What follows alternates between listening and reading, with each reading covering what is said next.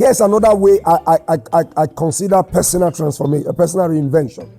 It is a realization that compels realignment and produces a renewal. First of all, it's a realization. A realization that where I'm at is not where I should be. I shouldn't be here. There's got to be that realization. And it doesn't matter where you are, pain, poverty, widowhood, name it, whatever it is, or a fall. A realization that then compels or instigates a realignment. A realignment of your life to the values and the possibilities that God has for you. And then produces a renewal. A renewal of what? A renewal of yourself back to where you can be and back to where you should be. That's what personal reinvention is all about. That's what personal reinvention is all about. There are so many examples in the scriptures. Okay, let me talk about one more, and I give you a few steps on the process of attaining personal realization. One of the most profound stories in the entirety of the scriptures of somebody who literally reinvented himself was Jacob. Yes, Jacob, the son of Isaac, the twin brother of Esau.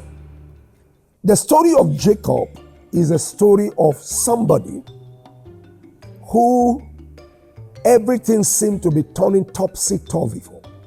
Everything seemed to be going out of way. And meanwhile, before birth, there was a prophetic word about his greatness and destiny. When God spoke to them about their mother, he said, 2 nations are in your womb. One is stronger than the other. And that was Jacob's prophetic destiny and lot. But he came into life, and for one reason or the other, things didn't go as planned. I like you to know that every rose flower bears thorns. Life is sometimes a package of sweet and sour. It's important to see that. And the truth about the sour part of life is that those sour parts of life are meant to deepen certain values, to realize some things. It could be the place of humility or empathy. It could be the place of patience. It could be the place of deepening your wisdom. But you need to understand that those things are meant to build some kind of fortitude, sometimes of vital soft skills that you will need to negotiate and the various stages and phases of life. And so here he was. At some point, after he conspired with his mother and positioned himself like his brother and got his father's blessing, and his twin brother promised to kill him, he ran from home. He ran away from home, and before you know it, he was deceived many times. His wages was changed 10 times. He served for 7 years, and he was given a different person. Somebody say it looks like he was being paid back in his coin, whatever. The point is, things were not going as planned. He had to walk 20 years with his uncle Laban.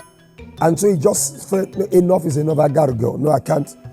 What am I running from my homestead? I mean, this is not what it should be.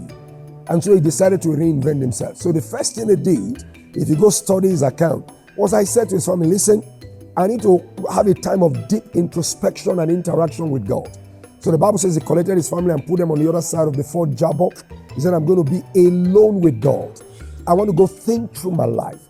I want to ask those soul-steering, soul-searching questions.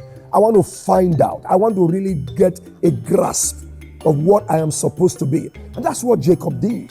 And so the Bible speaks in terms of wrestling all night with an angel until he encountered God, and his name was changed from Jacob, which was part of his problem, because Jacob meant a cheat, a supplanter, one who takes undue advantage of others.